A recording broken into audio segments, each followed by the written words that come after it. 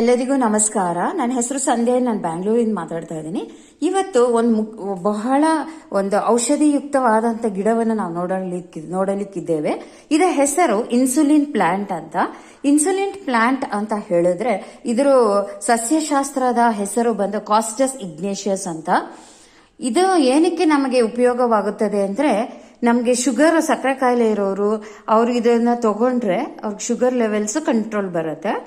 ಮತ್ತೆ ನಾವು ಚೆನ್ನಾಗಿರೋರು, ನಮಗೆ ಕಾಯಿಲೆ ಬರ್ದಿರೋ ಇರ್ಬೇಕಂದ್ರೆ ವಾರಕ್ಕೊಂದು 2 ಸಲ ಆ ತರ ನೋಡಿ. ನಾನು ಲೀಫ್ ಆಲ್ರೆಡಿ ಕಟ್ ಮಾಡಿ ಇಟ್ಟಿದ್ದೀನಿ, ಈ ಪ್ಲಾಂಟ್ ತೊಳೆದಿಟ್ಟಿದ್ದೀನಿ. ಎಷ್ಟು ಚೆನ್ನಾಗಿದೆ, ಇದು ಪೇಂಟ್ ಮಾಡೋ ತರ ಇದೆ. ಆದ್ರೆ ಇದು ನ್ಯಾಚುರಲ್ ಆಗಿ ಇದೇ ರೀತಿಯಾಗಿ ಬರುತ್ತೆ.